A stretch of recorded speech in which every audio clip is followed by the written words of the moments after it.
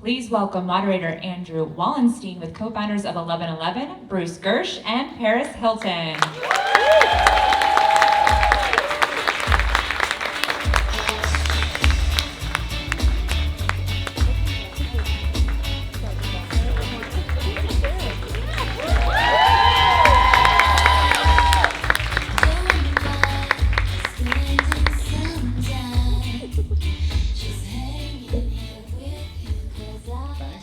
For being here. Thank you, Paris. Thank you, Bruce.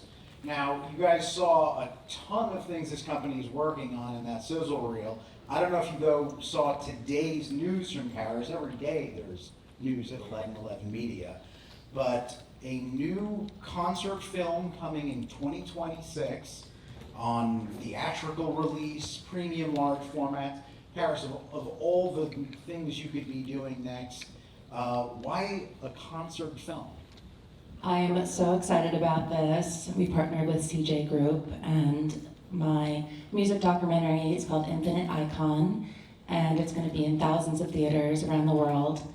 And we've been capturing just my concerts, my life, and everything. We've been filming for over a year and a half now, and the film is just extremely powerful, emotional. It's just a really incredible story, so I'm really just excited to share that on the big screen. And in typical Paris form, where we've produced this film to not only premiere in 2D theatrically, but also in 4DX, and so we're really excited to present an innovative film. And a theatrical release, whether it's premium or not, is audacious. It's interesting. Why not? I think most people would take the simple streaming route. So what was it about the theatrical experience you wanted to get for this film? Well, I think first of all, our partner, the CJ Group, is obviously a very big theatrical partner, and Paris's global reach commands a theatrical release. Okay, well, looking forward to seeing how that does when it comes out. But let's step back and talk more about the 1111 story. When you see, again, that dizzying volume of things that you're doing, Paris, I'm just curious, how do you know where to go? Or it's almost a question more like, how do you know what to stay away from? You're just doing so many different things. Is there a discipline you have to have in terms of deciding what's right for you? Definitely, I only do things that align with myself and my brand. And I love partnering with people who are innovative and like to have fun and just create iconic moments together. Infinitely iconic. Yes. And I feel like with my ADHD as well, I just have so many different interests, whether it be in music, television, art, designing, writing, all of it. So that's why I needed to create 1111 Media, so I could have all of my different business verticals under one umbrella. And in all the years you've been doing this, I'm just curious, at this point, has it unfolded the way you thought in terms of this business? Has it surprised you? I'm so extremely proud of what we've been building, and it just makes me so proud that I've always been ahead of my time and always worked hard and always about being an innovator and a trailblazer and just being the blueprint. The blueprint, all right.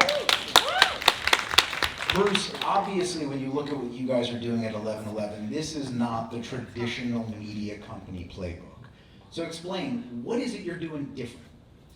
Well, when Paris and I got together and decided to launch 1111 Media, the real intent was to launch a next generation media company at the center of culture, connecting commerce, content, and community.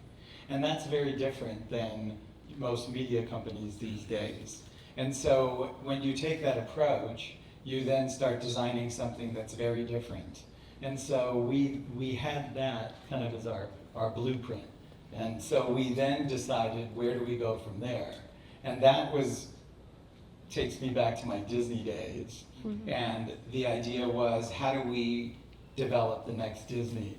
And we started with putting together a flywheel that is similar to Disney, but it also now has been built, and it has given us the opportunity to work with partners in a whole new way. So describe the flywheel, your 3 C's, content, commerce, community. How does one feed the next? So I'll use a real live example. I'll use one of our partners like Hilton, who obviously has a global presence and has worked with us on launching a variety of campaigns, including, the first 10-minute TikTok and the Stay campaign. But we have now worked with them across our entire business. So if you follow Paris and Hilton, you'll see Hilton in Paris TV shows, podcasts, social, and beyond. And so Paris, for you, when you're at the center of the community part, the social part, and you're putting yourself and your businesses out there the way you do, is there something about the tone or the approach that you take on social that is essential to being authentic? Yeah, everything I do has to be authentic.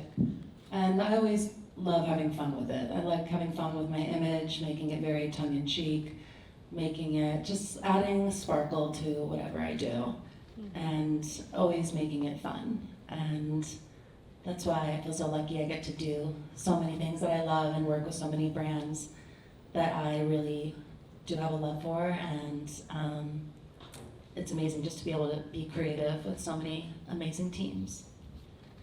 The sheer volume of the brands or the categories that your brand takes place in is remarkable. But I'm curious if there's ever nerves as you go to things like, obviously you're a mom now, and you're doing things that reflect on you as, from a motherhood, parenting perspective.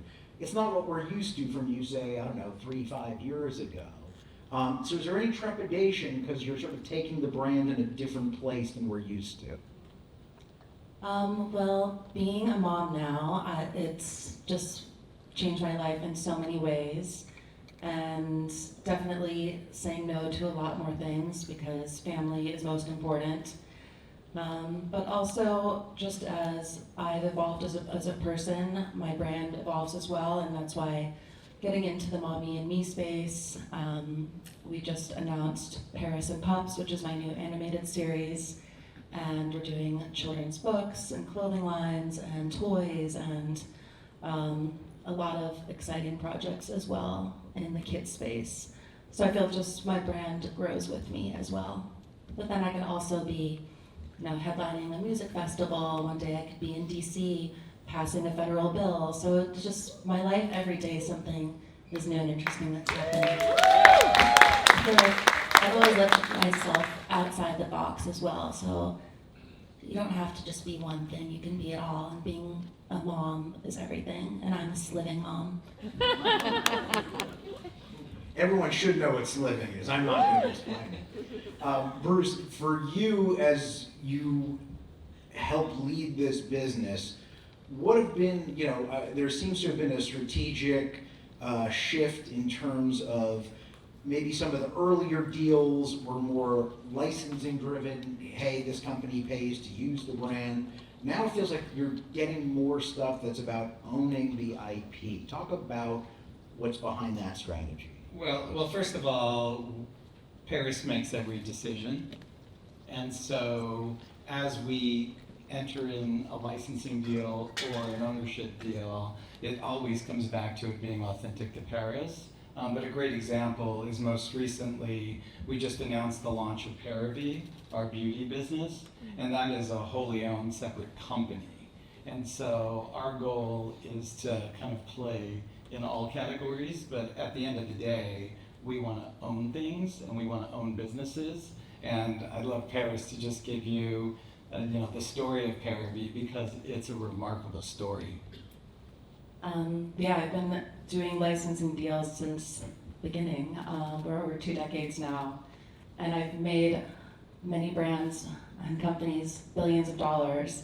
And this time I wanted to do something where I was a majority stakeholder. So for the past 3 years, I have been developing Paravi, and it's been just amazing, just being in the laboratory and just really coming up with these different formulas that have real results. And we've been doing clinical studies and have all these women that have been coming in and just have had life-changing results with their skin.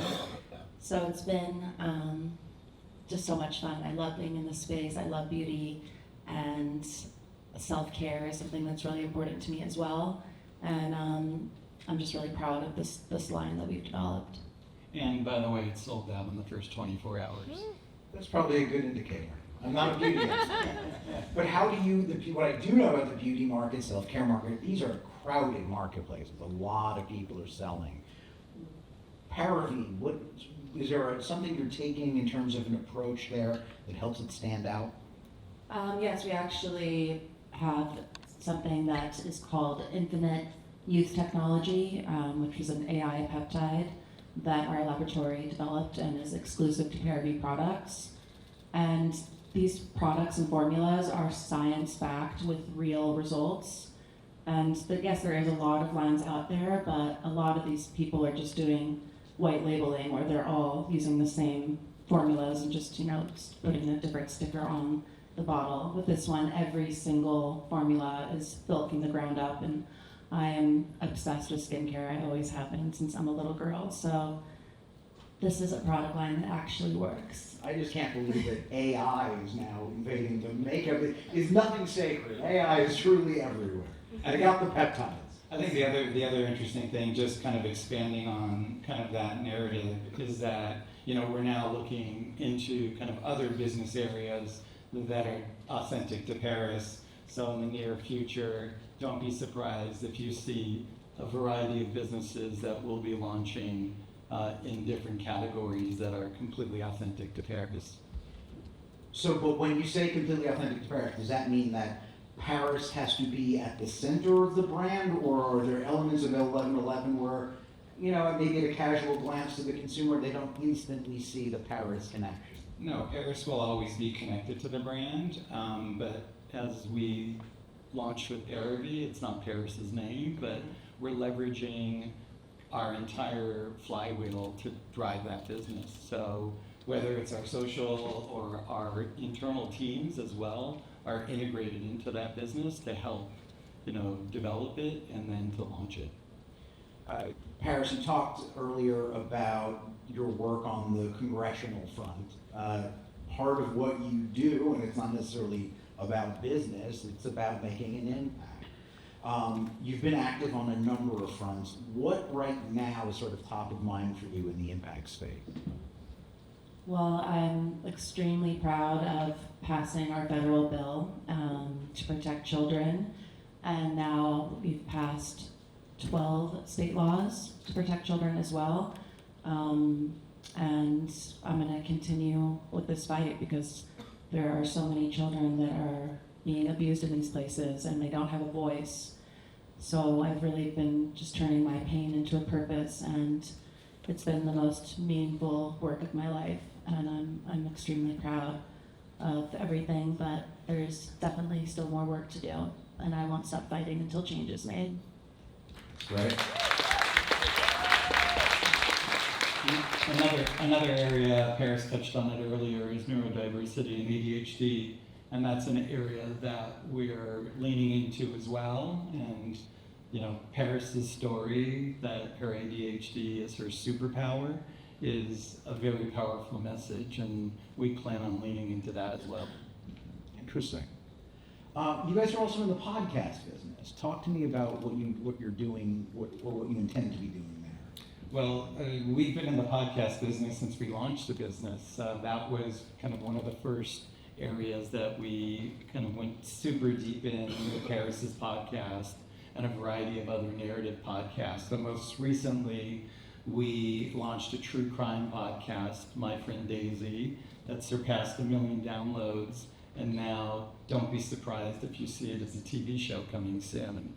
But Paris really loved this idea of building a true crime franchise. And so now we're exploring kind of that category. And so, Paris, for you, what was it about true crime that interested you, and how much of the you is in that? You are not a criminal. So, you know, it's like, it's not on brand. Well, my friend Daisy was about this girl who was murdered, and her friends were all on TikTok, basically because the police couldn't figure anything out. So they all together worked together to find her killer. And I just thought that that was a really interesting story. And I feel like there's so many stories that are just, you know, swept under the rug, and people don't get the justice they deserve. And this was just an example, again, of using my platform to be a voice for others. And her family's been so sweet and has written a letter just saying thank you so much for my daughter to be remembered in this way. I didn't want her to be forgotten. So I think it's important to be able to elevate stories that need to be heard like that. What we did do is we leveraged our flywheel to drive awareness of the franchise. And so our social teams, our marketing teams developed all the marketing, and it really kind of sat at the hub of our company. And what we were able to prove was we were, you know, initially, you know, podcasting is a very, very challenging business, no different than launching a new TV show. But we were able to launch a hit using the foundation of our company, which is a powerful, powerful message. And so when you talk about all the many different things that you're doing, is there a risk for you of you're juggling too much? There's too much out there. There's too much Paris. Do you have to be mindful of something like that? Yeah, we're always mindful of there's too much, but as long as it's true to Paris, then we have the right to play in the space. And so I think that's the difference. I mean, even as you go back to our beauty business, Paris definitely has the right to play in skincare, and we are doing it at the highest level. There are definitely a lot of areas that we just have no interest in playing in because it's just not authentic to Paris. Okay. In terms of where you're playing also, I think it's important, and we touched on it a bit in the beginning when we were talking about the concert film, you know, Paris is truly global. It's, you know, this is far from just an American brand phenomena.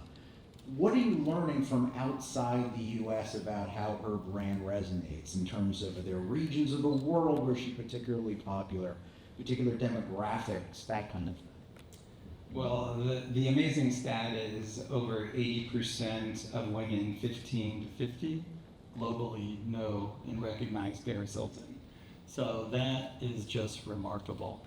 But we've been traveling the world for the last 4 years, and it is amazing to see the love around the world for Paris because she's been traveling the world for over 20 years. And so the areas that we've seen a lot of interest in is Latin America. Paris just got back from Mexico, and we just continue to kind of explore where we can launch new businesses with new partners. And so that's an area that is a real focus of ours, is international expansion, because we've seen great expansion around a few categories like our cookware business as well as her fragrance business. But there's a lot more work to be done and a lot more opportunity as we travel the world. And I think a big part of that travel to Paris is music. You're putting on sets, you're performing, you'll have that movie coming up. Is music just the core of the brand, your identity as an artist? Music is what I love more than anything. It's my passion. I love performing and just being on stage and connecting with my fans on an even deeper level through the music. And I just headlined at WeHo Pride and DC Pride the other night.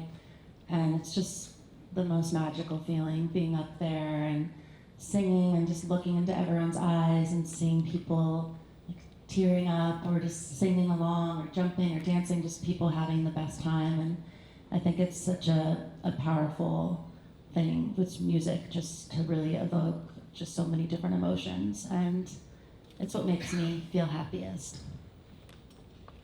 And yet, you know, I think anyone can tell you in the music business nowadays that, you know, albums is not where you make a profit. Touring obviously is a big piece of it, and the merchandise element of it obviously is, I think, I think to some degree you've been a pioneer, whether it's just in music or otherwise, in terms of building brands on the back of your image. Are you conscious of that sort of pioneer status?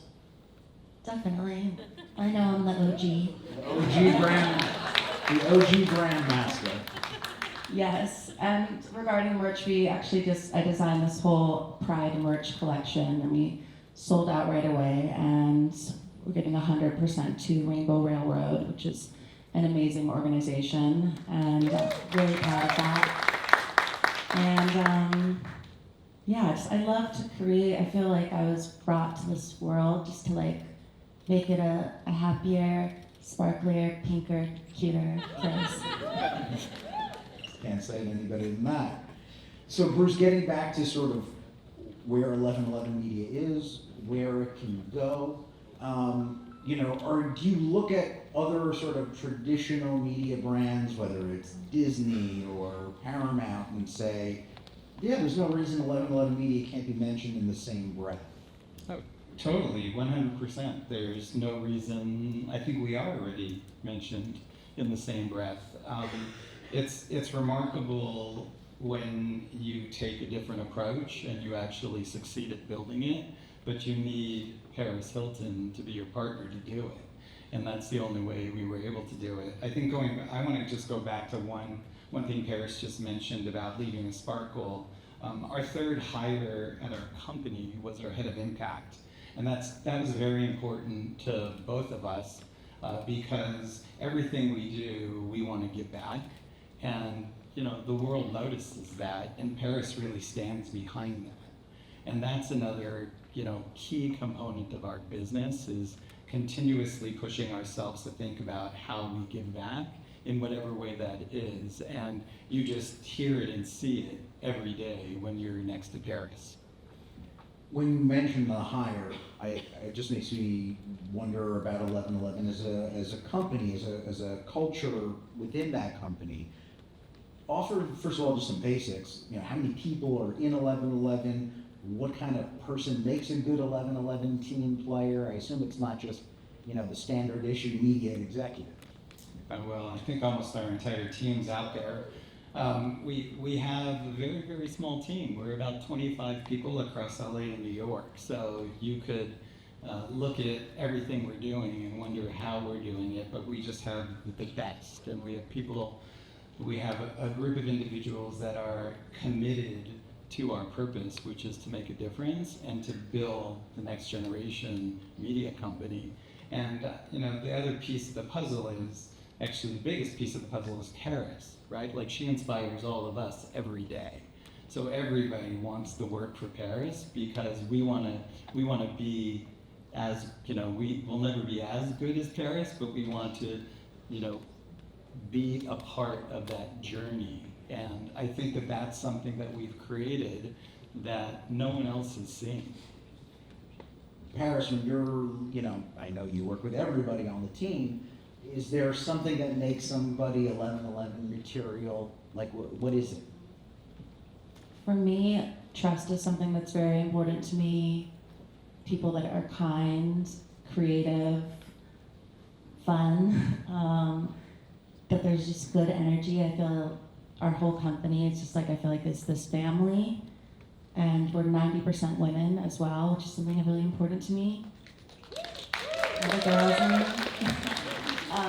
And yeah, just people who are like me, who are innovative, who think outside the box, who take risks, and love doing iconic shit.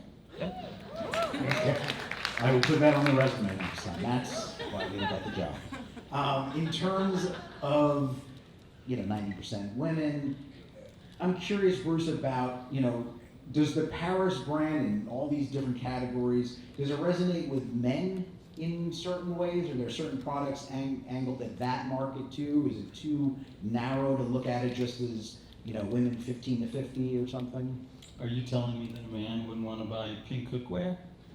I prefer my cookware to be very manly, black. So there's some interesting stats. About half of our audience, or 40% of our audience is male. Oh. So there's a large male audience that follows Paris on social, as well as purchases our products. So the answer is we appeal to the world, and we appeal to both men and women, and that is because part of, as Paris was talking about the DNA, everybody wants to kind of touch a piece of that. Got it.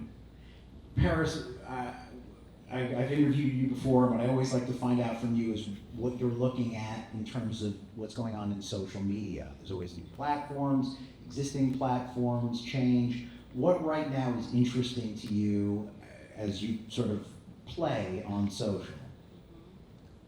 I always have fun just being creative, making fun videos, collabing with other creators. I love TikTok so much. It's just, I feel like you can be silly on there, and just the comedy is amazing, and I just have so much fun when we Are do you that. concerned TikTok may not exist in the long term? I really hope it stays around because I love it, and I also love how it just can provide so many people with income and a job and just advice. There's just so many people on there that, the reason that they can have a living is through TikTok. So if it was taken away, I don't know what would happen to a lot of those people, and that would make me sad for them. You always have an eye as well, really sort of ahead of the curve, whether it's things in Web3, VR, XR. Is there anything in that broader world right now that's crypto, anything that's interesting? Yes. Yeah, I've always been an undercover nerd, so I'm just always obsessed with all the new things that are coming out, and I'll always love crypto. Okay, standing by crypto. But we've done a lot of work with AI. I don't know if Paris wants to talk a little bit about some of the AI. The peptides. we've done. Yeah, I like working with it just because I come up with so many different ideas, so it's a lot of fun when I'm just thinking of product ideas and what I want, and we have a whole AI trained model of me and all my products, so it really just makes ideating so much simpler and faster, where I can just get these creations done in the matter of seconds. But does that technology at all make you nervous when you see things like deep fakes and other kinds of abuses that may not necessarily remain in your control? I think that that's definitely is the scary part about it, because people don't know what's real or fake anymore. But I just try to think of, as a creative, like what I could do with it, and it's fun sometimes. Has there been executions already out there advertising-wise where it's not you that we're looking at, it's some AI version of you? I've seen some of that, yeah, definitely. People trying to sell their products with a fake of me. So, but that's gonna happen. But it sounds like you're focused on perhaps using it in a authorized, responsible fashion. Yes. Well, wish you luck with that. Bruce, is there anything you want to add in closing? Yeah, I mean, we've mapped Paris's voice. So we have, about 20 hours of her voice that we've mapped into AI that we're playing with. So you could imagine at some point Paris spent a week recording her audiobook, but there's possibilities in the future of, having an AI help. So there's just a lot of opportunities. We're also looking at AI kind of across the organization, like how it could help optimize everything from understanding data to building reports for partners or case studies. Well, looking forward to seeing what you guys do with that and so many other things. Thanks for taking the time out today. Thank you. Thank you.